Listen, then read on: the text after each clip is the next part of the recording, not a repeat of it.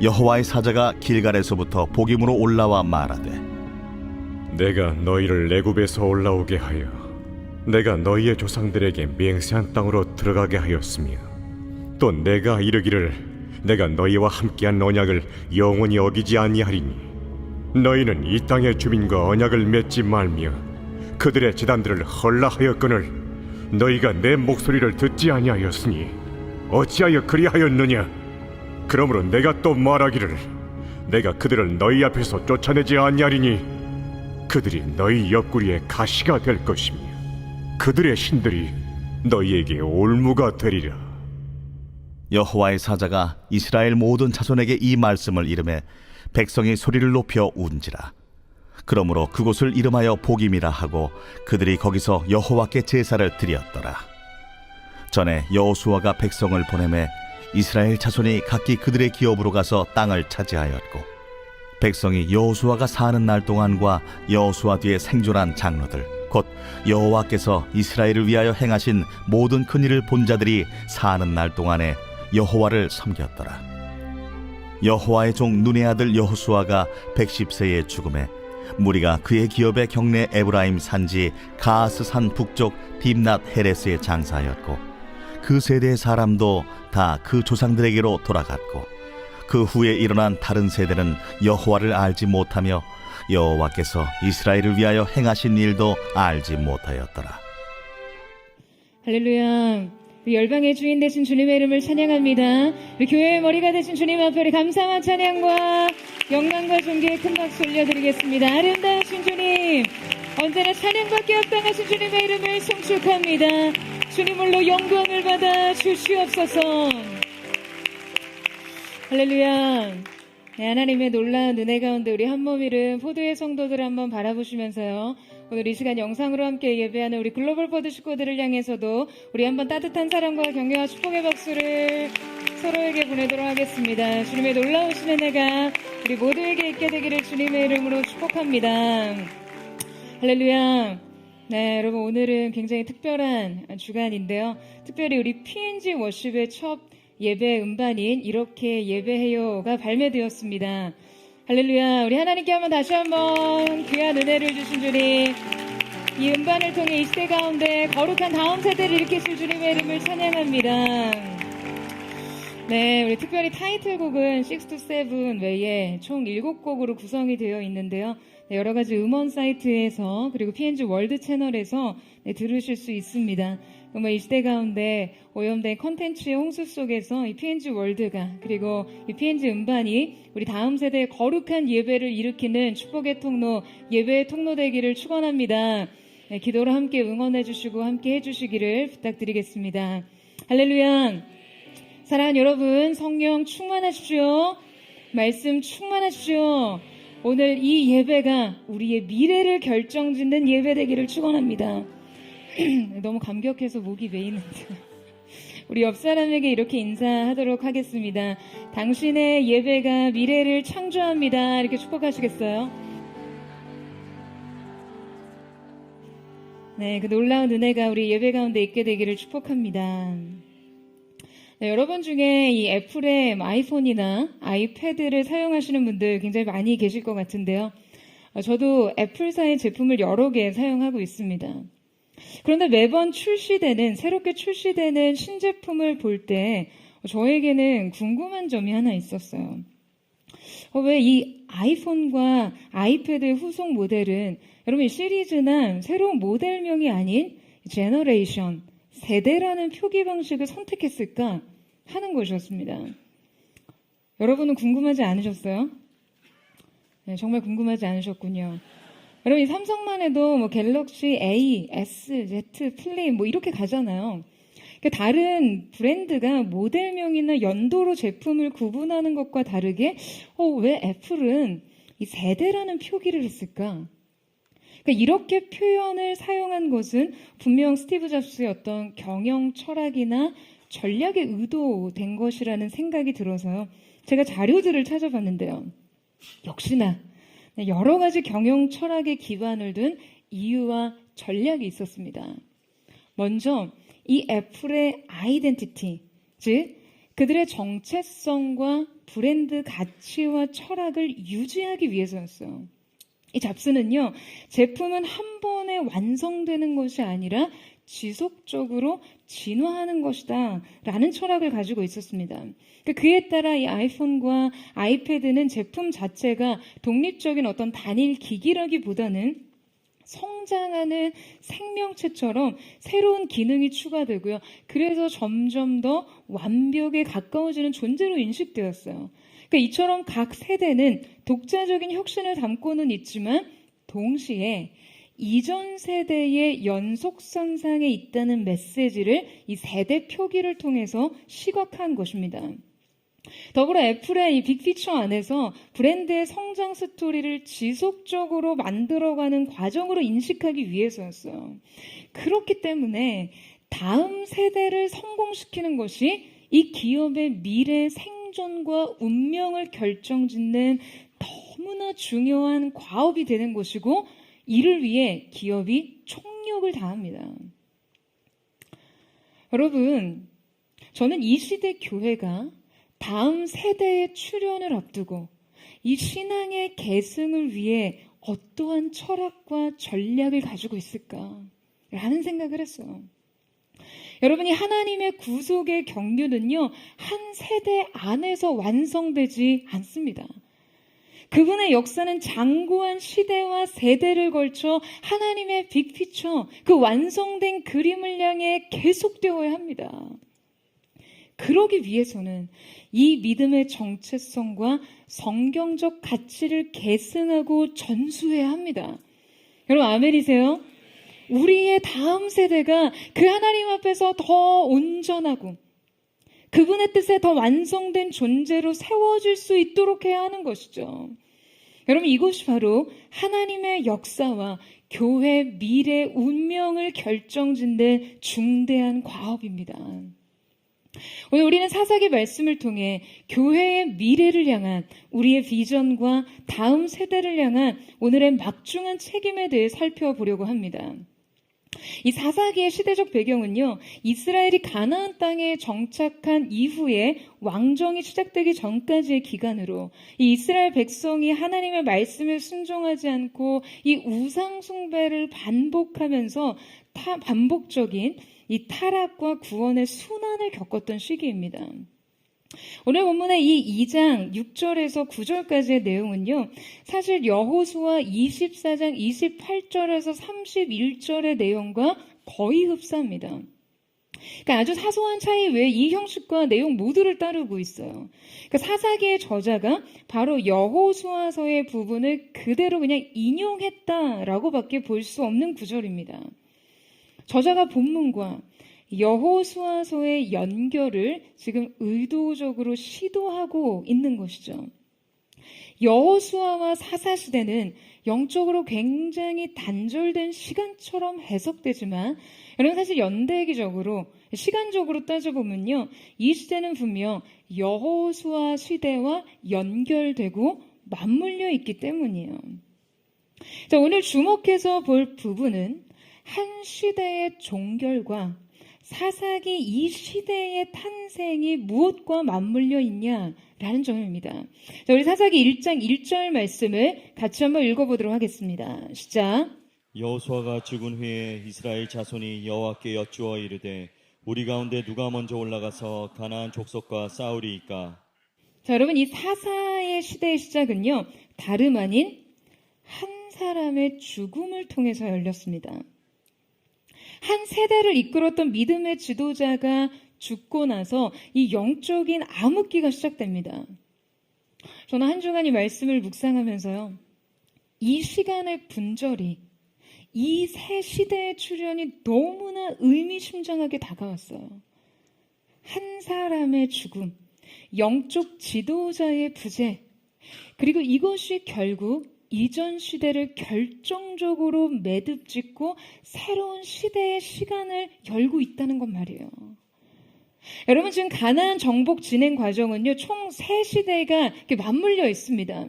바로 여호수아가 직접 정복과 분배를 하던 시기, 그리고 여호수아 사후 그와 함께 정복 전쟁을 수행하던 사람들이 이 전쟁을 지금 지속하던 시기, 그리고 그 후에 가나안을 정복하고 그 땅에 정착해 살아가던 새로운 시대가 일어난 시기입니다. 자, 이 세 가지 시대의 전환을 통해 끝내 이 마지막 시대가 열렸는데요. 그것이 바로 사사시대예요. 자, 함께 10절 말씀 보시겠어요? 같이 한번 읽겠습니다. 시작. 그 세대의 사람도 다 그 조상들에게로 돌아갔고 그 후에 일어난 다른 세대는 여호와를 알지 못하며 여호와께서 이스라엘을 위하여 행하신 일도 알지 못하였더라. 자, 여러분 근데 지금 본문에서 지금 여호수아 사후에 일어난 후세대를 어떻게 표현하고 있습니까? 지금 읽으셨잖아요. 자, 사후에 일어난 후세대를 어떻게 표현하고 있어요? 지금 성경은 이 세대를요, next generation이라고 표현하지 않고 그 후에 일어난 다른 세대, another generation이라고 표현하고 있어요. 지금 성경이 이들을 next generation이 아니라 another generation이라고 표현한 이유는요, 지금 명백하게 이전과 이후의 시간적 연결을 차단하고 있는 것이죠. 뿐만 아니라 지금 이 표현은요, 시간적 단절을 의미함과 동시에 질적 차이 또한 의미하는 단어입니다. 이 말씀을 원문으로 보면 이 아헤르라는 단어는요, 단지 another, 또 다른 개체, 다른 존재로서의 의미보다 지금 추가적으로 different, 질적인 다름을 동시에 의미하는 단어이거든요. 그러니까 여러분, 사사시대를 연 새로운 시대는요, 놀랍게도 이전 세대와 근본적으로 다른 세대였습니다. 그 근본은 바로 그들이 여호와를 알지 못하는 세대였다는 거예요. 약속의 땅에서의 본격적인 정착과 거주가 시작된 이 시대의 주인공들이요, 지금 정작 여호와를 알지 못하는 세대였다는 것에 여러분, 우리는 경악을 금치 못합니다. 하나님을 예배하는 그 거룩한 백성이라는 목적을 위해서 지금 이 땅에 왔건만 정작 그들은 하나님을 알지 못했어요. 여러분, 대체 이게 얼마나 황망한 일입니까? 이게 얼마나 비통한 일입니까? 여러분, 그런데 더 놀라운 것은요, 이 비극적 세대가 일어난 것에 시간적인 갭이 그렇게 크지 않다는 거예요. 여러분, 이 충격적인 단절은요, 고작 3세대에 걸쳐서 일어났습니다. 이 3세대는요, 한 시대 안에서도 얼마든지 가능한 세대적 차이였어요. 대체 이 단절의 원인은 여러분 어디에 있을까요?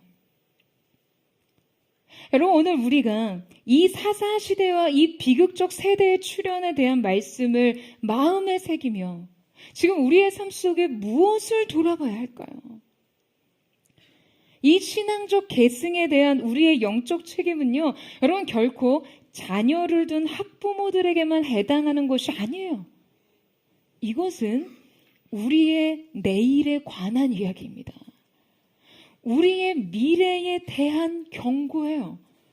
우리가 우리의 믿음을 다음 세대에게 계승하고 다음 세대를 진리 안에서 세우지 못할 때 우리는 결국 이 다른 세대의 출현을 목격할 수밖에 없습니다. 여러분, 이것은요, 우리의 내일의 삶을 전혀 다른 영적 토대 위에 올려놓는 것과 같고요. 무엇보다도 영적 기업물을 자들이 다음 세대 안에 없는 이 신앙적 단절은 그냥 나라를 잇는 것과 다를 바 없는 비극인 것이죠. 언젠가 한 드라마에서 이 조선 독립을 위해 싸우던 주인공의 대사가 굉장히 저의 마음에 울림을 줬었는데요. 일본의 제국주의적인 침탈에 맞서서 이 나라의 주권을 지키기 위해 투쟁하던 주인공이 한 말이었습니다. 제가 한번 읽어드릴게요. 전쟁을 해보면 말입니다.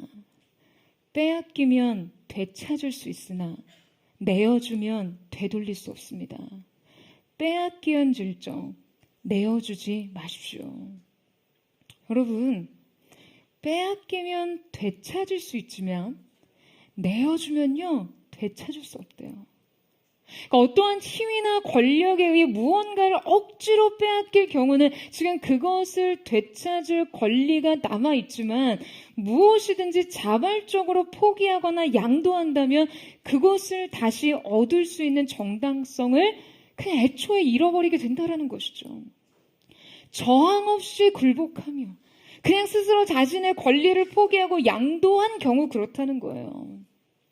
여러분, 우리는 우리의 신앙적 주권, 이 믿음의 권리를 결코 이 시대 가운데 내어줘서는 안 됩니다.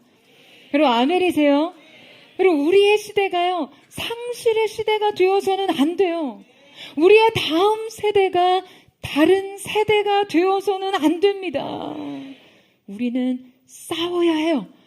저항해야 합니다. 지켜내야 합니다. 여러분 어쩌면 사사기, 이 하나님을 모르는 다른 세대의 출현은요, 우리가 싸우고 저항하고 지키지 않으며 그냥 자연스럽게 나타나는 현상일 수 있습니다. 그때 우리는 이 진리 없는 낯선 세계와 이 신앙의 붕괴와 믿음의 부패와 도덕적인 타락을 그저 도망갈 수 없는 현실, 부정할 수 없는 현실로 받아들이면서 살아가야 할지 몰라요.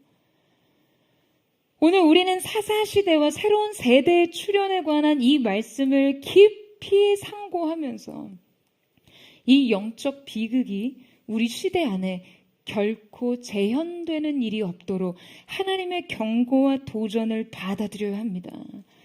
그러기 위해서 사사시대의 특징을 살펴보면서 이 시대와의 유사성을 발견하고 과연 우리가 이 믿음의 오답들을 어떻게 우리의 시대와 세대 가운데 줄여 나가야 하는지를 살펴보고자 합니다. 여러분, 이 사사시대의 가장 큰 특징은요, 가나안 땅의 정착 생활이 전면적으로 본격화된 시대라는 점이죠. 그러니까 이 세대 안엔 지금 가나안 정착 생활이 일상화된 동시에 지금 점령되지 않은 땅에 남아있던 가나안 족속과의 동거 생활 역시 그냥 삶의 하나의 조건, 그 일부가 되어버린 상황이었어요. 따라서 그들의 삶은 매 순간 하나님의 백성답게 하나님의 뜻과 그분의 말씀을 따르며 살지, 아니면 시대의 가치와 경향을 따르며 살지를 선택하는 삶이었습니다. 그런데 문제는 이 선택이 언제나 하나님을 향한 배반과 반역이었다는 거죠. 그들의 선택의 가치와 기준이 하나님의 법과 그분의 말씀과 뜻이 아닌 세상의 기준과 가치, 경향성이었다라는 거예요. 뿐만 아니라 사사시대의 특징을 가장 명확하게 설명하는 키 센텐스가 있습니다.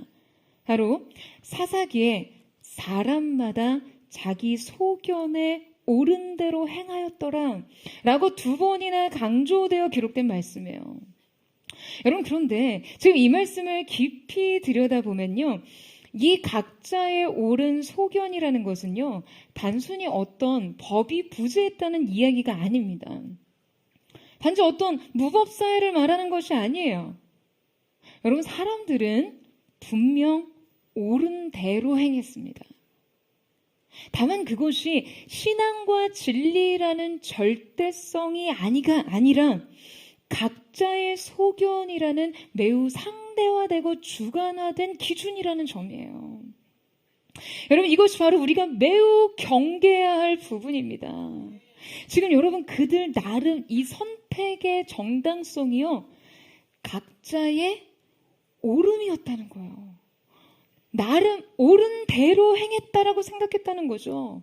절대적인 하나님의 말씀, 공통의 신앙적 가치와 기준이 상실된 상태에서 지금 개인의 주관적인 판단이 지나치게 절대화되면요, 여러분, 그것이 바로 사사시대의 지표입니다.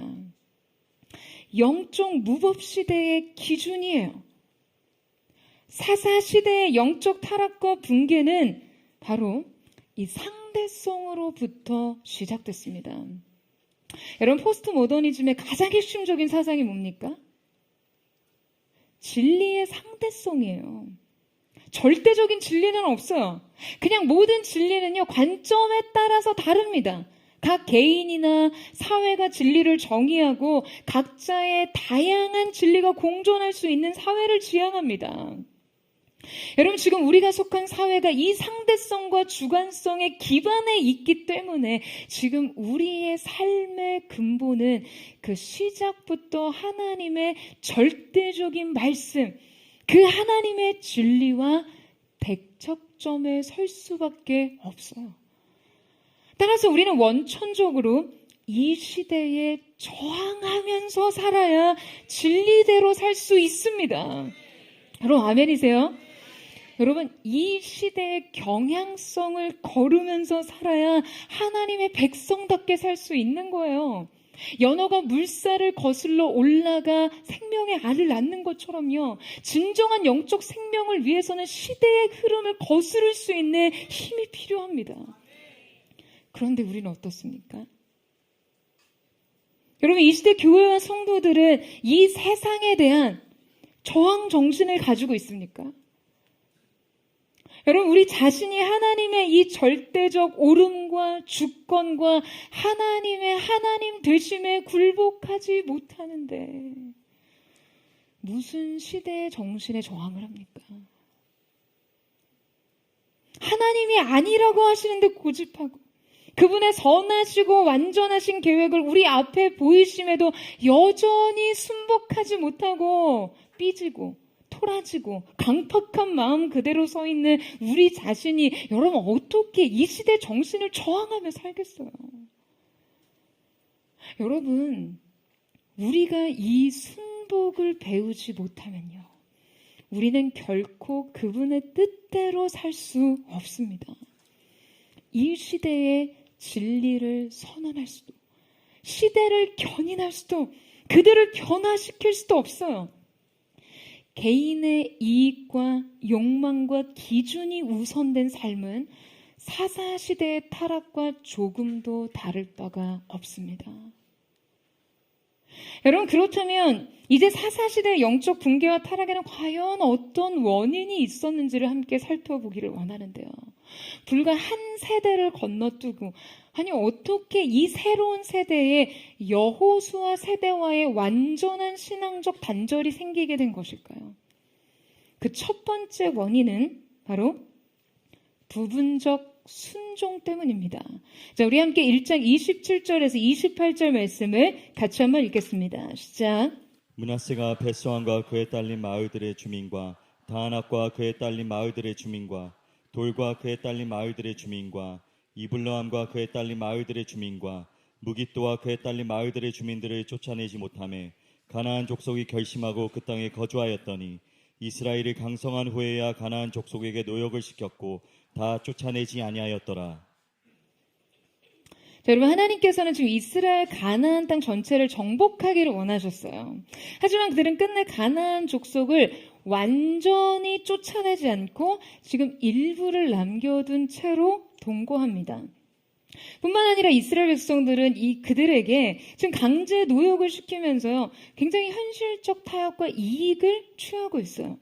이들의 이 부분적 순종의 원인은 군사적인 열세, 경제적 이익, 그리고 현실적 편의성 등 많은 이유들이 있겠죠. 근데 여러분, 이 모든 원인은요, 결국 다 믿음 없음에 해당하는 것입니다. 그들은요, 믿음이 없었어요. 여러분, 우리가 하나님의 말씀에 부분적으로 순종한다는 것은 어떤 의미일까요? 여러분, 부분적인 순종은요, 단지 어떤 최선을 다하지 않았다는 말이 아닙니다. 부분적인 순종은 그들이 하나님을 전적으로 신뢰하지 않았다는 의미예요. 여러분, 우리가 하나님을 완전히 신뢰한다면 완전한 순종을 할 수밖에 없습니다. 이 사실을 믿으세요? 여러분, 우리가 부분적인 순종을 택하는 이유가 뭐예요? 지금 여전히 자기 안에 자신의 경험과 판단과 그 모든 기준을 더 신뢰하는 영역이 있다는 것이죠. 여전히 하나님보다 내 주장이 더 옳다고 생각하는 부분이 있다는 거예요. 그분의 생각과 뜻에 내가 아직 굴복할 수 없고 지금 아직 수용하기에는 어려운 부분이 있다는 거예요. 부분적 순종엔 반드시 하나님에 대한 불신을 포함하고 있습니다. 그리고 이 부분적 순종은 결국 전적인 불순종을 향할 수밖에 없어요. 여러분, 가짜 휘발유에 가장 많이 들어가 있는 성분이 뭔지 아세요? 가짜 휘발유에 가장 많이 들어간 성분이요. 휘발유입니다. 순수한 휘발유예요. 뭐 좀 조금 다른 것 탄 게 가짜 휘발유라는 거예요. 대단한 어떤 다른 문제가 있어서 가짜가 아니고요. 조금 다른 것이 섞인 거예요. 그러니 하나님을 믿는다고, 그분을 사랑하고 그분을 따른다고 하는 우리들의 문제도요, 하나님을 믿지 않는 것이 아니에요. 하나님을 사랑하지 않는다는 것이 아니에요. 사랑하죠. 그러나 세상도 사랑하죠. 하나님을 믿어요. 그러나 세상도 믿어요. 말씀이 옳아요. 하지만 내 생각도 옳아요. 내 감정도 존중받아야 돼요. 그래서 하나님을 목말라 한다라고 말하면서 여전히 세상에 대한, 내 욕망에 대한 갈증이 우리를 갈등하게 만드는 것입니다. 여러분, 안타깝게도 우리도 가짜일 수 있어요. 진짜 비슷해 보이는 가짜요. 사랑하는 여러분, 여러분의 삶의 우선순위를 자꾸 세상적인 기준과 섞지 마십시오. 여러분의 사명, 생각, 감정, 결단, 의지, 미래에 대한 전망, 기대, 여러분이 모든 것이 하나님을 향해 온전해지도록 하십시오. 하나님을 위해 산다고 하면서 여전히 타협하게 되는 영역, 절대 물러서지 못하는 영역, 하나님의 전적인 지배를 차단하는 영역을 자꾸 남겨두시면요, 결국에 그 영역은 여러분에게 큰 올무와 가시가 됩니다. 여러분, 왜요? 말씀이 그 원리를 그렇게 제시하고 있거든요. 하나님은 그 잠복한 우상들이, 그 잔존한 가나안 세력이 끝내 너희 올무와 너희 옆구리의 가시가 될 것이라고 하셨어요. 사랑하는 여러분, 여러분의 영혼의 전적인 순종, 완전한 순복을 이루시기를 축원합니다. 이것이 결국 여러분 인생을 가장 온전하게 지키는 가장 안전하고 유일한 방법인 줄로 믿습니다. 신앙의 단절의 원인 두 번째는 그들의 현실 안주의식 때문입니다. 여러분, 그들은 현재적 평화와 안정에 기대어 뭐 이만하면 되지 않았나? 라는 생각을 했어요. 그들에겐 더 이상 피 흘릴 필요가 있냐라는 생각이 만연했어요. 여러분, 왜 그랬을까요? 바로 그들이 무엇을 하고 무엇을 안 하고의 기준이 하나님의 명령과 말씀이기보다 지금 자기 개인의 삶의 평화와 안전이 기반이 돼서 그렇습니다. 여러분, 그들은 더 이상 희생을 원하지 않았어요. 더 이상 피 흘림도 거부했습니다. 더 이상의 모험, 더 이상의 노력, 더 이상의 전쟁이, 모든 것은 자신의 현재적 안정감을 모두 해치는 것이었으니까요. 여러분, 우리가 우리의 내일을 위해 싸울 때, 우리가 온전한 순종을 위해 싸울 때 우리에게 틈타 안정감이, 우리의 안에 내부적으로 틈타는 이 안정감이요, 바로 이 현실 안주의식입니다. 이 현실 안주의식이 새로운 세대를 틈타 등장했을 때 그것은 그냥 곧장 새로운 세대의 시대의식이 될 수밖에 없었어요. 저명한 기독교 철학자 프란시스 셰퍼는 우리의 시대는 예레미야 시대와 같거나 그보다 훨씬 더 악하다라는 말을 했습니다. 그는 이 예레미야 시대의 문제를요, 단순히 율법이 없는 사회나 주권이 없는 나라에 둔 것이 아니라 그들의 거짓된 안정감이 원인이었다라고 말합니다.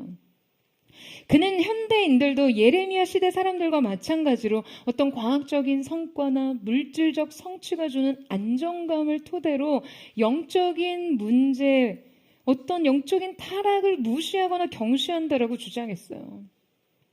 셰퍼는 이를 현대사회의 허위 안전성이라고 부르고 이러한 착각이 교회와 개인 또 사회를 파괴시킨다라고 말하고 있습니다. 그러니까 여러분, 교회조차도요, 이 외적인 성장과 성취를 근거로 현실 왜곡에 빠져 있다라는 거예요. 외적인 조건과 세속적인 삶의 평화를 토대로 삶을 평가하면서 영적인 타락에 대해서는 무감각해진다는 것이죠.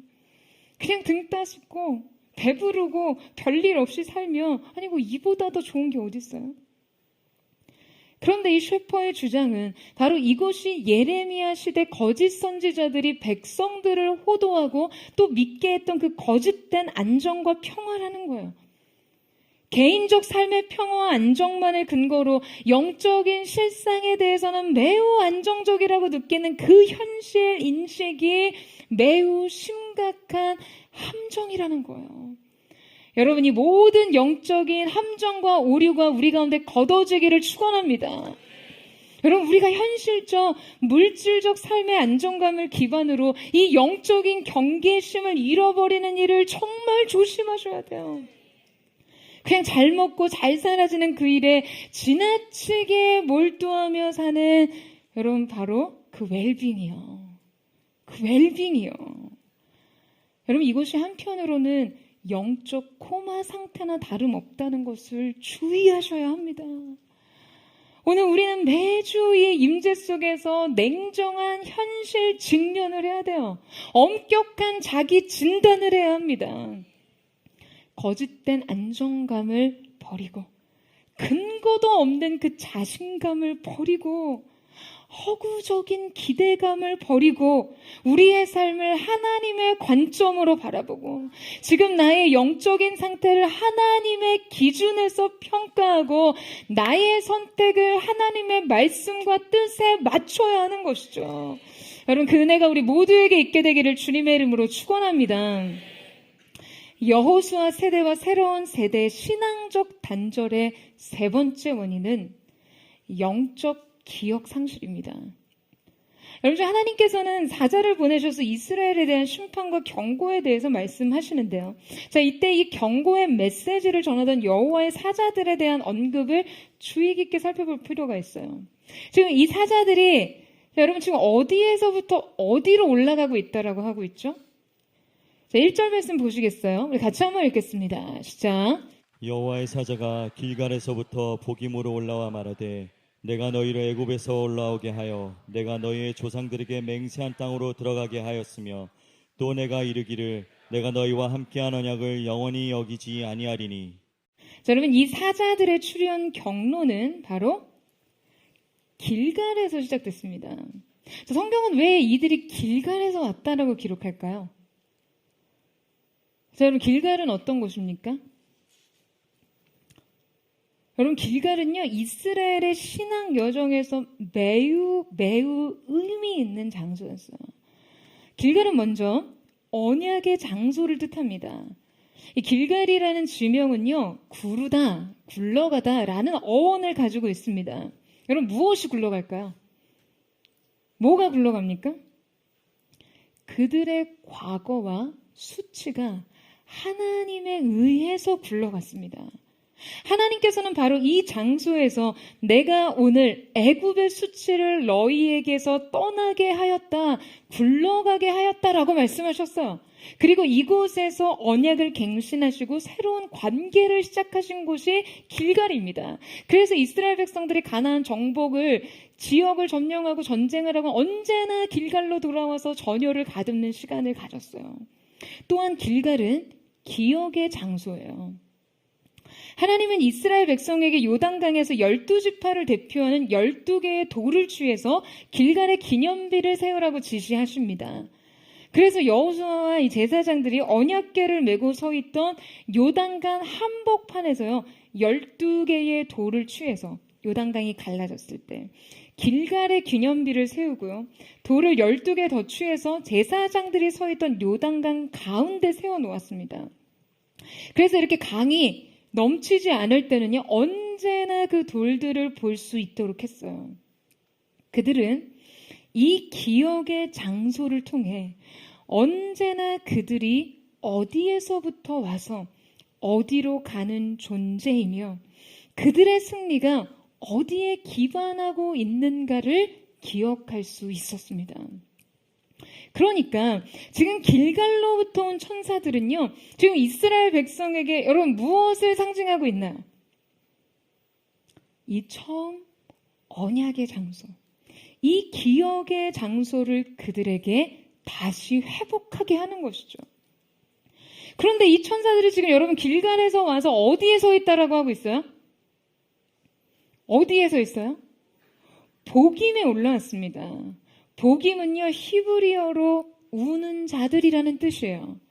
그 복임은 이스라엘의 영적인 실패와 하나님의 눈물의 상징인 장소인 것이죠. 그러니까 길갈에서 시작된 그들의 경로가 이 복임에 머물고 있다라는 것은요, 이스라엘의 영적 행보를 상징적으로 보여주는 거예요. 하나님의 약속으로부터, 은혜로부터 시작된, 하나님의 구원으로부터 시작된 이 민족의 구원이 지금 이 눈물과 슬픔의 장소에 이르게 되었다는 의미입니다. 왜 이 천사가 길갈에서부터 복임에 올라와서 이 심판의 메시지를 우리에게 주고 있는 것일까요? 여러분, 이것 자체가 그냥 우리의 삶의 축소판입니다. 성경이 이스라엘에게 이 두 장소를 상징적으로 제시하는 이유가 뭐겠어요? 그들에게 이 심판의 메시지가 길갈로부터 주어졌다는 것은 지금 그들에게 무엇을 상기시키고 있는 것입니까? 하나님의 언약을 기억하라는 거예요. 바로 구원의 하나님을 기억하라는 것이죠. 그렇다면 우리는 과연 어떤 기억에 의존해서 이 눈물 골짜기와 같은 우리의 삶을 다시 열어가야 하는 것일까요? 여러분, 사사기는요, 쉽게 말해서 실패 역사서입니다. 영적인 흑역사예요. 사사기를 통해서 우리는 하나님을 향한 이스라엘의 반복되는 배신을 그냥 아주 지겹도록 다시 읽어 내려가게 됩니다. 그런데 참 마음 아프게도 그들의 이 역사는요, 바로 저와 여러분, 우리의 삶의 사이클이기도 하다는 점이에요. 우리의 삶의 이야기가 사사기의 비참한 실패감과 다를 것이 없습니다. 결코 나 자신을 이들보다 더 나은 나로 스스로 정의하고 자신할 수 없다는 것이 여러분 우리의 영적인 현실인 것이죠.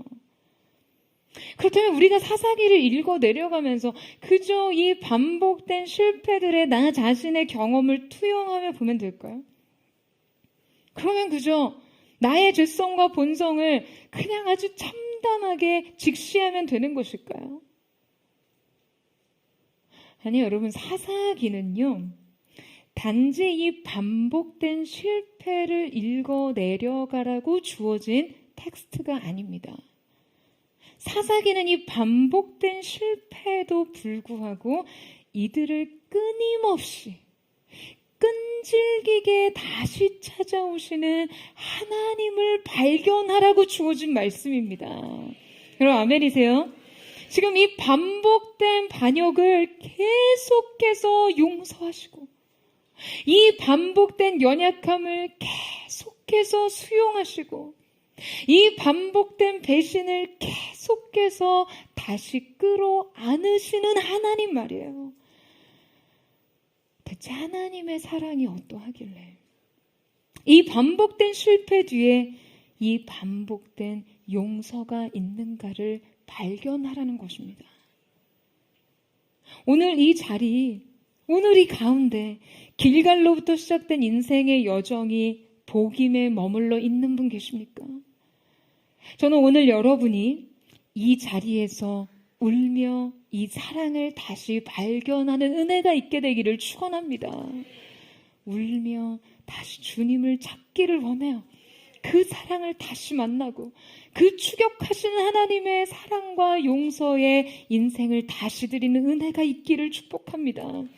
그렇게 회복된 영혼의 길갈에서 우리 인생의 모든 눈물과 수치가 굴러가는 은혜가 있게 되기를 주님의 이름으로 축원합니다.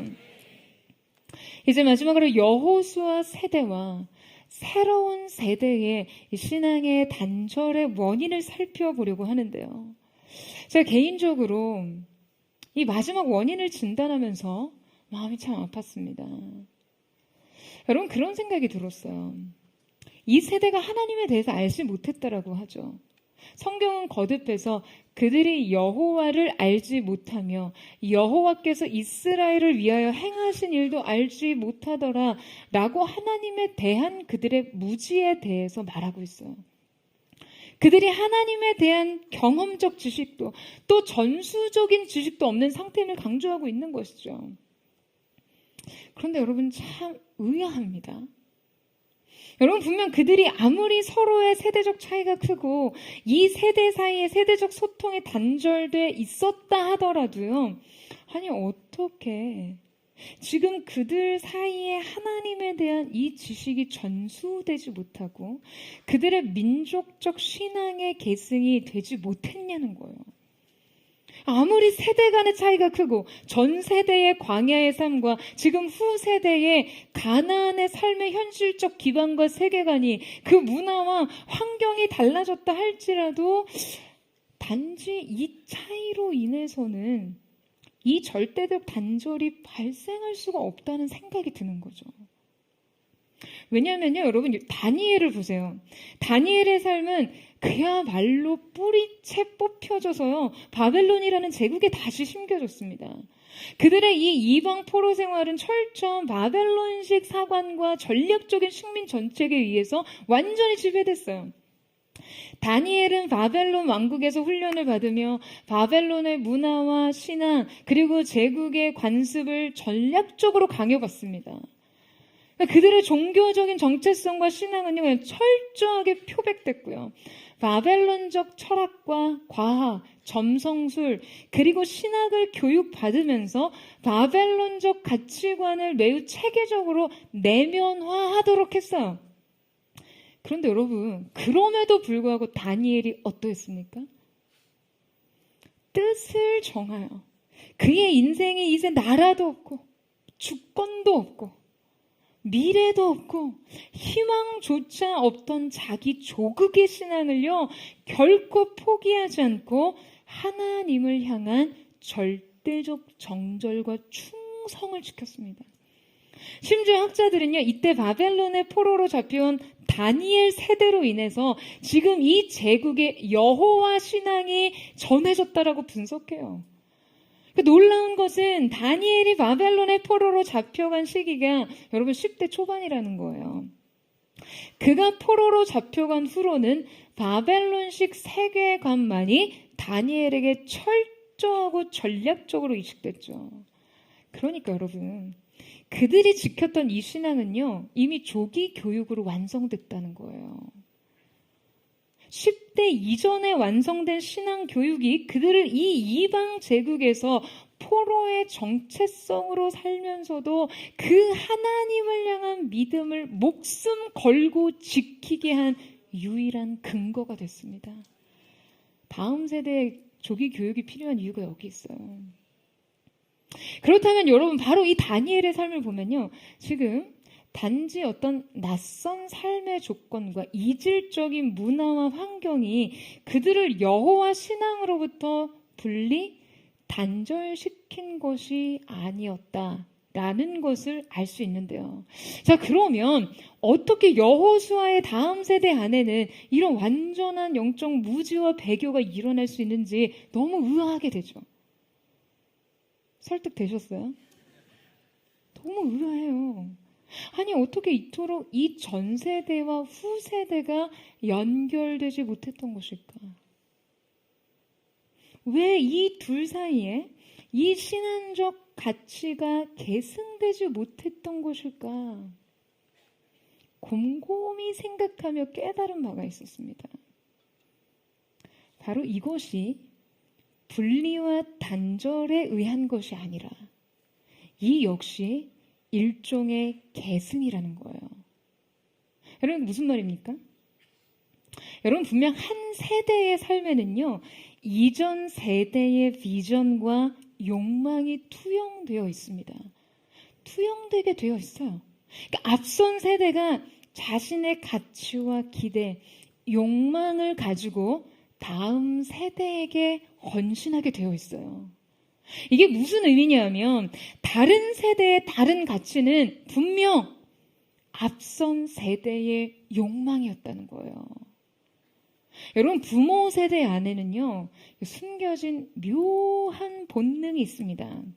바로 자신이 누리지 못한 것을 다음 세대가 누리게 하고 싶어하는 강렬한 욕구가 있어요.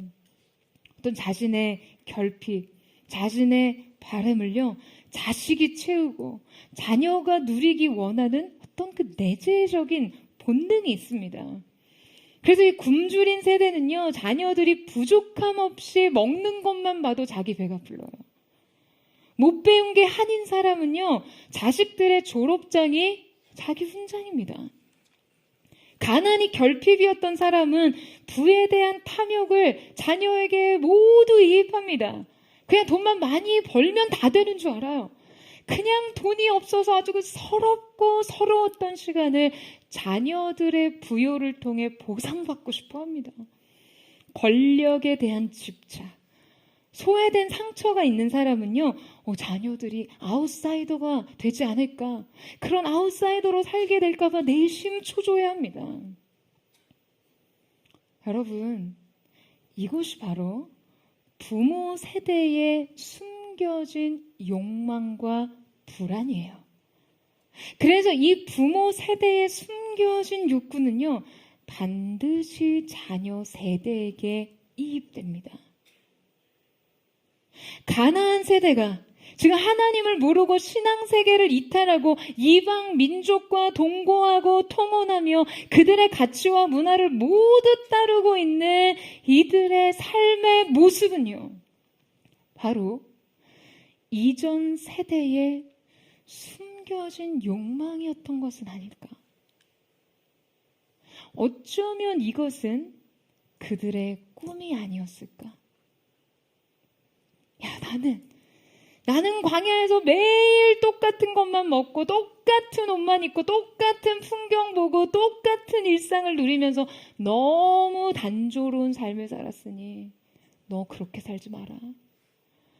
나는 비록 광야의 유목민이었지만 너는 부디 삶의 정착과 안정을 누리고 살아라. 나는 가나안 입성이라는 미래 지향적 삶에 오늘의 전부를 걸어야 했지만 너만큼은 카르페 디엠, 오늘 현재의 즐거움을 흠뻑 누리고 살아라.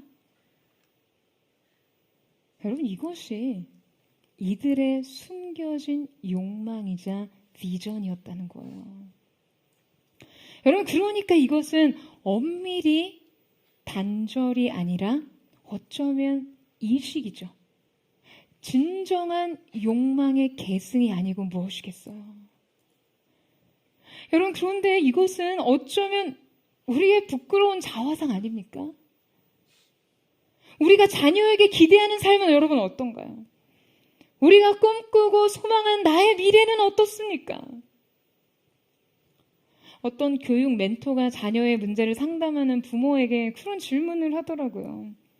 지금 학부모님이 문제 삼으시고 지금 고민하고 있는 자녀의 그 행실이 과연 그 아이가 공부를 굉장히 잘했을 때도 문제가 되겠냐는 거예요.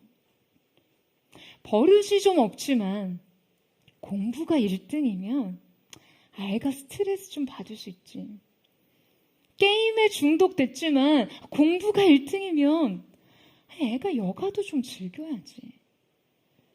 하나님의 관심은 정말 관심조차 1도 없지만 1등이면 다 인생에 때가 있겠지.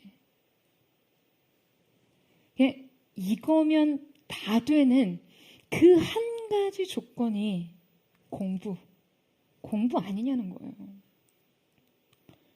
여러분, 이것이 부모들의 부끄러운 욕망인 것처럼 우리가 미래를 꿈꾸는 방식 역시 마찬가지입니다. 나의 오늘의 욕망을 나의 미래가 계승한다는 거예요. 그렇기 때문에 지금 여러분에게 있어서 이거면 다 되는 그 한 가지 전제와 조건이 무엇이 되느냐가 너무나 중요합니다. 여러분에게 그것은 무엇인가요? 여러분에게 그것은 무엇인가요? 여러분, 돈입니까? 여러분, 명예예요? 그냥 세상의 인정과 인생 사다리 끊임없이 위로 사양치양저 계급과 권력인가요? 여러분이 지금 이거 하나면 다 된다고 생각하는 그 한 가지 전제와 조건이 하나님의 말씀이 되고 하나님이 받으셔야 할 영광이 되고 사명이 되게 해야 합니다. 여러분, 아멘이세요? 여러분, 그래야 우리의 미래가 오늘의 우리의 갈망을 계승하게 될 것이에요. 여러분, 우리의 다음 세대가 이 갈망을 이식받고 그 길로 행하게 될 것입니다.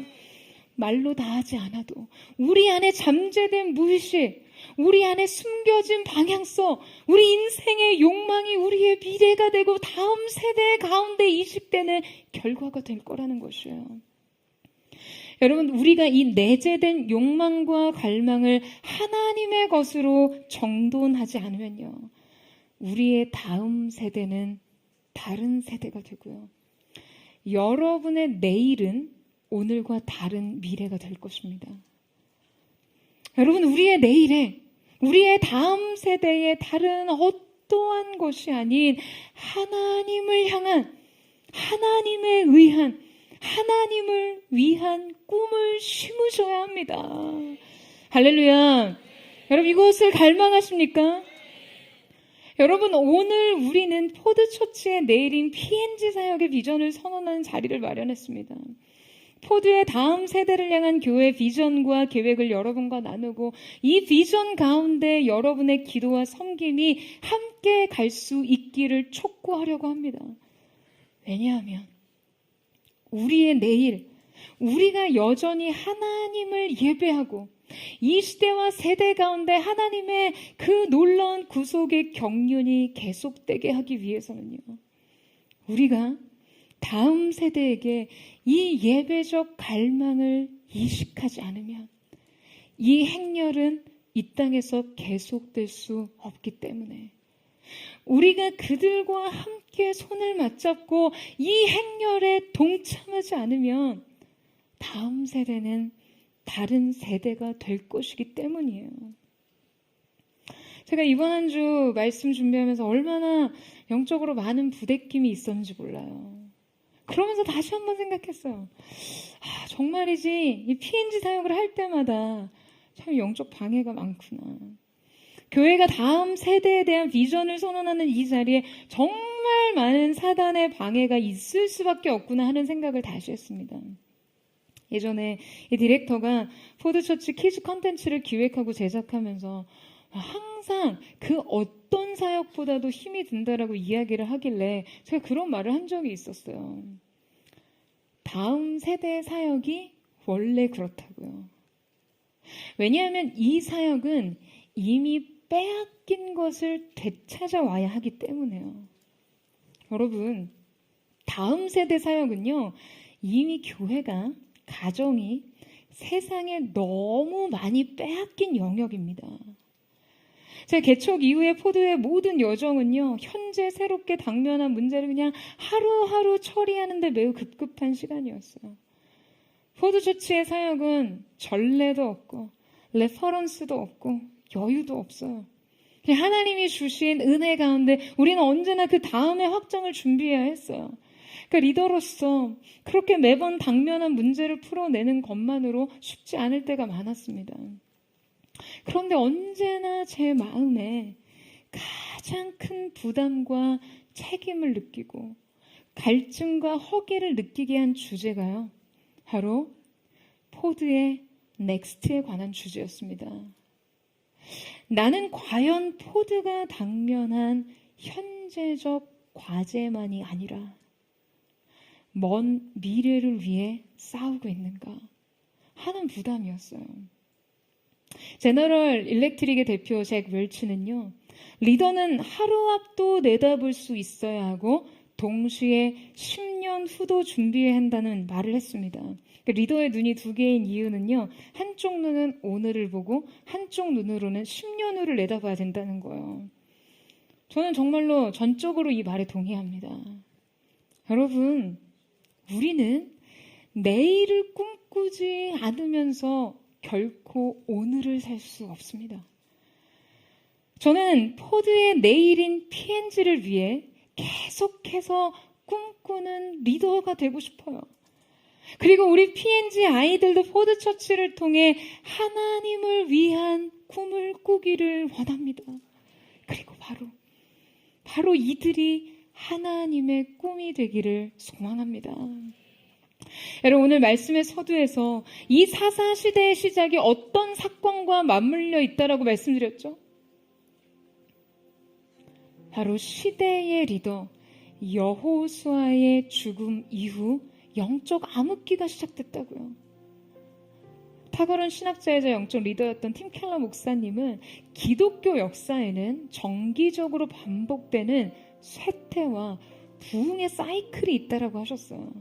그런데 이 영적 갱신을 일으키는 가장 주요한 요소에는 회개와 기도, 우상의 파괴, 그리고 기름 부음 받은 리더의 출현이 있다라고 했습니다. 오늘 우리가 살펴본 이 사사기는 바로 이 분석에 매우 정확한 근거가 됩니다. 여호수아의 죽음으로부터 시작된 이 영적 암흑기가 여러분 누구의 탄생으로 종결되고 있죠? 바로 하나님 앞에 헌신된 여인 한나로 인해 새로운 시대가 열립니다. 그 사사기의 종결은요, 바로 사무엘로 인해 이루어집니다. 한 사람의 부재로 시작되고 한 사람의 탄생으로 종결된 이 어둠의 시간. 저는 한 주간 이 말씀 묵상하면서 너무나 깊은 감동과 전율을 느꼈어요. 사랑하는 여러분, 바로 이래서 한 사람이 중요합니다. 리더의 영향력이 중요한 거예요. 하나님의 역사가 있는 곳에는 언제나 준비된 하나님의 사람들이 있었습니다. 여러분, 말라기와 마태복음에 400년의 하나님의 말씀이 전해지지 않은 두터운 암흑의 시기를 깨고 다시금 시대 가운데 하나님의 말씀이 시작된 한 광야에서 외치는 소리, 세례 요한의 외치는 소리로부터 두터운 어둠의 시기가 끝났어요. 여러분, 한 사람이 중요합니다. 그래서 우리가 다음 세대 리더, 이 시대 7대 영역의 리더를 양성하고 배출하기 위해서 기도해야 하는 것이죠. 여러분, 이것이 바로 우리가 개척 이후 지속적으로 기도하고 있는 교회의 비전입니다.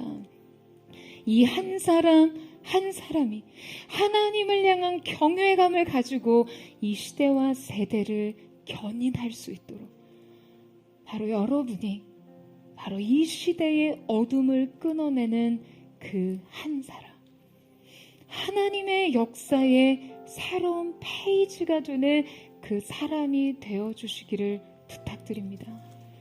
그리고 포드처치가 여전히 꺼지지 않는 진리의 등불이 되어 다음 세대에게 부흥의 횃불을 전해주는 아름다운 영적 계승이 있기를 주님의 이름으로 축원합니다. 이 시간에 함께 찬양하며 기도하며 주님 앞에 나아갔으면 좋겠습니다. 사랑하는 주님, 우리가 지금 이 시대의 어둠을 바라봅니다. 각자 자기의 옳은 소견대로 그저 각자 옳은 일을 하고 있다라고 말하는 이 시대의 상대적 논리 속에서 절대적인 기준, 언제나 선하시고 언제나 옳으신 하나님의 그 진리의 말씀을 수호하는 거룩한 세대로 우리가 주님 앞에 다시 서기를 원합니다. 주님, 이 세대의 시작은 한 사람의 헌신, 한 사람의 믿음으로 시작됨을 믿습니다. 오늘 사랑하는 포도처치, 한 사람 한 사람이 이 시대의 두터운 어둠을 깨는 광야에 외치는 소리와 같은 자들로 일어서게 하여 주시고, 새로운 여호수아의 세대를 일으키고 새로운 하나님의 시대의 역사의 문을 여는 새로운 시대의 페이지가 될 수 있도록 주님 기름 부으시고 함께하여 주시옵소서. 이 시간 우리가 하나님 앞에 회개하는 마음으로 하나님 앞에 우리의 모든 우상을 내려놓고 다시 한번 거룩한 손을 들어 온전히 하나님 한 분만을 예배하는 자들로 주 앞에 서기를 원하오니, 주여 오늘 이 가운데 하늘의 문을 여시고 거룩한 성령님 우리 가운데 기름 부으시고 임하여 주옵소서. 우리 그 마음 고백하며 주님 앞으로 나아가기를 원합니다. 무릎 꿇고 엎드리니 우리 겸손케 하소서.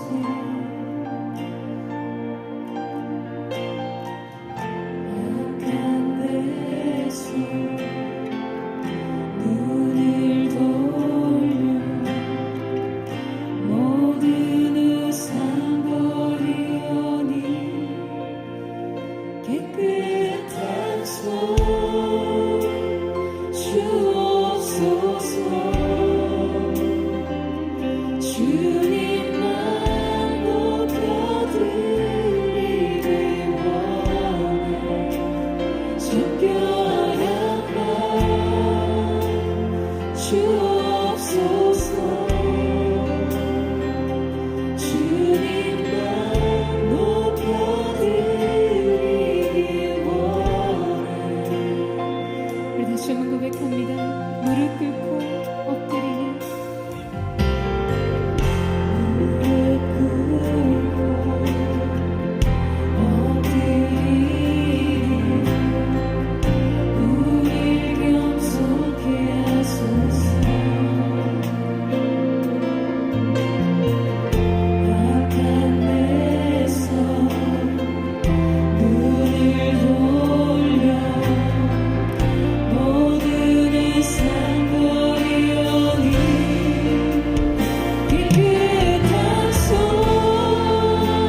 주옵소서. 주님만 높여드리기 원해. 적결한 말 주옵소서. 주님만 높여드리기 원해.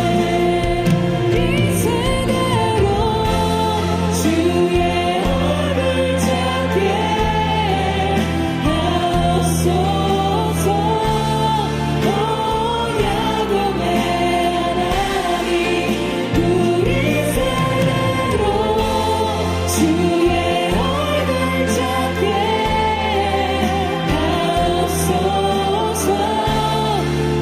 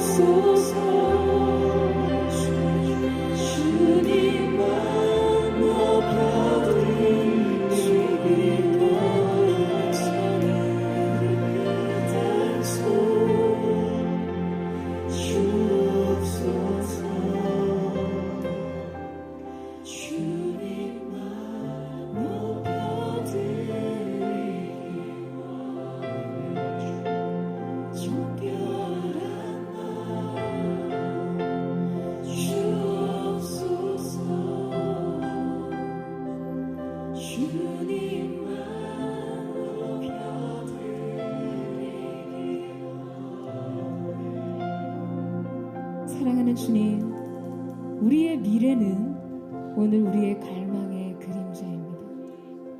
오늘 우리가 주님 앞에 우리의 인생 다 되는 그 하나, 이 하나만 주어지고 이 하나만 세워질 수 있다면 다른 어떤 것은 괜찮습니다 하는 그 한 가지가 주님을 향한 우리의 사랑의 갈망이기를 원합니다. 주님이 받으셔야 할 영광이기를 원합니다. 주님, 얼마나 우리가 다른 욕망으로 인생을 살았습니까? 사랑하는 주님, 우리가 얼마나 다른 욕망을 우리의 자녀 세대 가운데 이식했나요? 내가 얻지 못하고 내가 누리지 못하고 내 인생 속에 결핍되었던 그 한 가지를 내 자녀만은 누려주기를 원했던 그 욕망이 내 자녀들 인생의 그림자가 되었습니다. 이 세대의 악함 속에 주님, 우리는 결코 우리의 책임을 뒤로 물을 수 없는 우리 자신의 우상과 우리 자신 안에 서려있는 하나님보다 세상을 향해 더 커버린 그 인생 욕망을 보게 됩니다. 사랑하는 주님, 우리의 인생이 하나님을 붙드는 것보다 더 움켜줘야 할 다른 어떤 것도 없음을 주님 앞에 고백합니다. 이 시간 우리가 하나님 앞에 우리의 지난 시간을 회개하며 나아가기를 원합니다.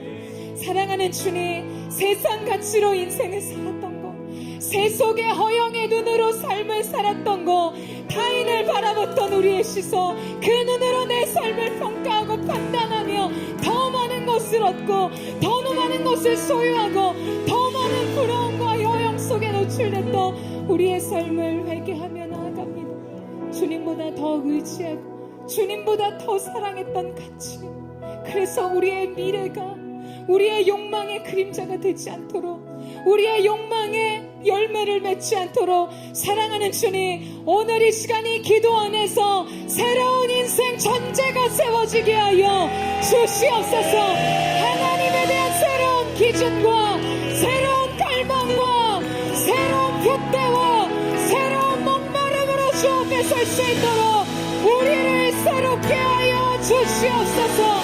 우리를 용서하여 주시옵소서. 반복된 우리의 모든 죄악을 용서하여 주시옵소서.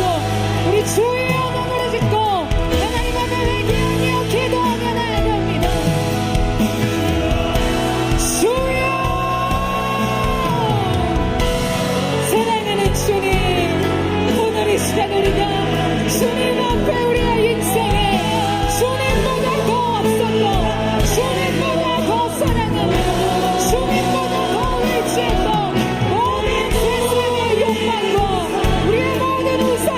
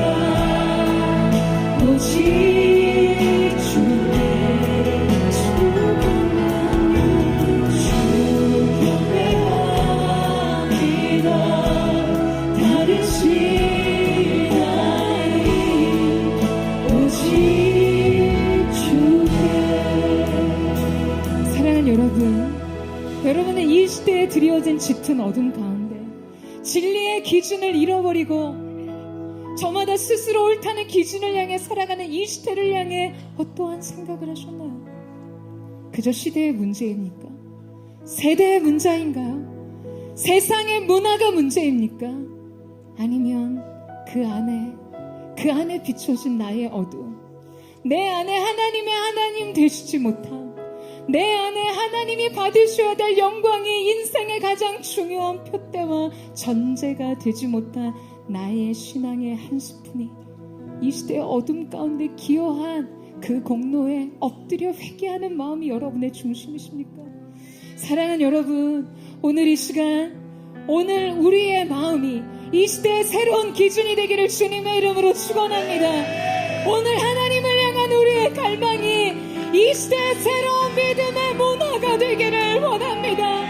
주님 앞에 양유를 깰 수 있는 사랑이 오늘 이 시대 우리가 다음 세대에게 계승해야 할 가장 중요한 신앙의 가치가 되기를 원합니다. 사랑하는 여러분, 이 사사 시대의 시작이 여호수아의 죽음과 이 사사 시대의 종결이 사무엘의 탄생으로부터 시작됐던 것처럼 이 시대의 어둠은 곧 우리가 하나님 앞에 우리 자신의 믿음의 삶을 제대로 살지 못함을 반영하는 것입니다.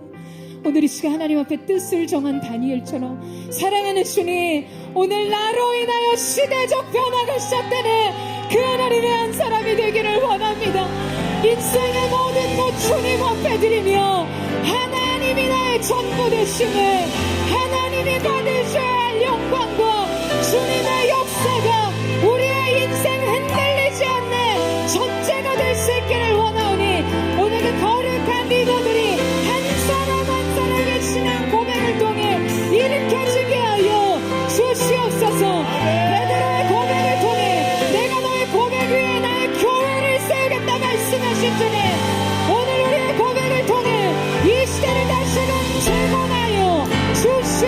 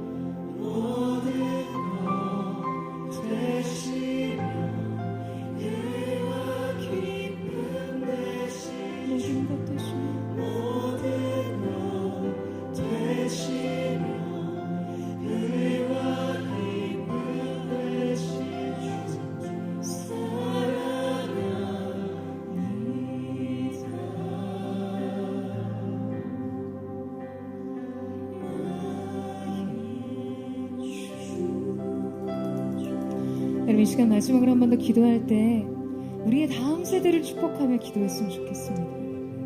다음 세대의 문제는 곧 오늘 우리의 문제입니다. 우리가 그들에게 무엇을 전달할 것인가, 부흥과 절대적 시대의 기준인 하나님의 말씀을 전할 것인가에 따라 우리의 다음 세대는 다른 세대가 될 수도 있습니다.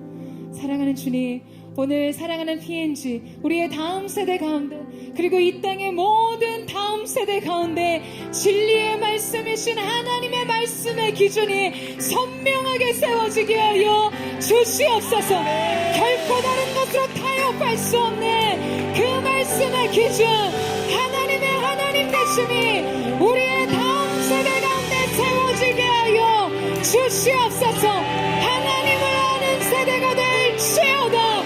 거룩한 세대가 일어나게 하여 주시옵소서.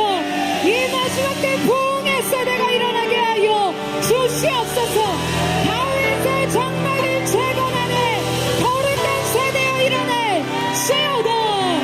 우리 주여 세 번을 치고 우리 다음 세대를 축복하며 기도하겠습니다. 주여, 거룩하신 주님, 여호와는 내게 복을 주시고 나를 지키시기 원하시며, 여호와는 그 얼굴을 내게 내려주시기 원하며, 여호와는 그 얼굴을 주시기를 원하며, 거룩한 진리의 세대가 일어나게 하여 주시옵소서. 주님이 그날의 성벽이 되어주시고 이 시대 속의 물결과 같이가 우리 다음 세대 안에 침몰하지 못하도록 거룩하신 은혜의 강으로 부으시고 역사하시고 하나님을 경외하는 거룩한 세대가 일어나게 하여 주시옵소서.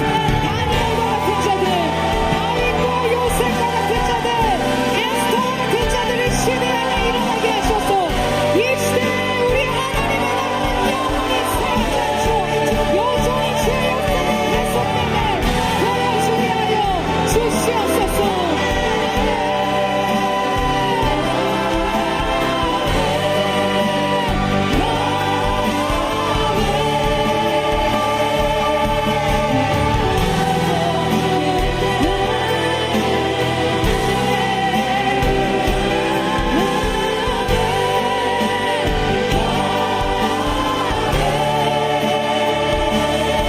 주의 은혜 너를 위해 전대까지 흘러가니 너의 가족 너의 자녀 그 자녀의 자녀까지 주의 은혜 너를 위해 전대까지 흘러가니 너의 가족 너의 자녀 그 자녀의 자녀까지 주의 인재 앞서가며 지키시고 동행하니 둘러싸고 채우시며 주여 너와 함께하시니 우리를 지키시는 하나님, 주님에도 슬플 때도 기쁠 때도 주님 너를 위하시네 위하시네 위하시네 위하시네 위하시네 위하시네 위하시네 주님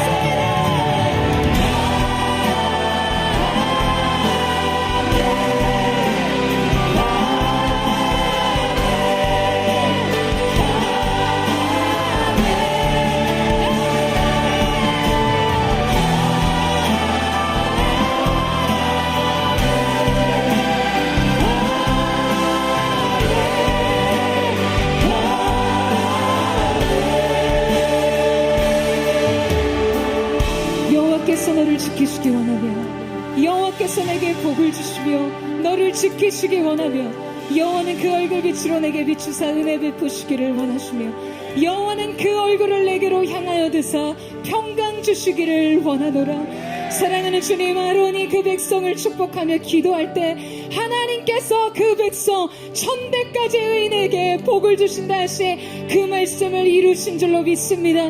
우리의 다음 세대가 하나님을 경외하는 세대로 일어나게 하여 주시옵소서. 부흥의 세대여 일어날지어다. 거룩한 세대여 일어날지어다. 하나님의 하나님 되심을 선포하는 의인의 세대가 일어나게 하여 주시옵소서.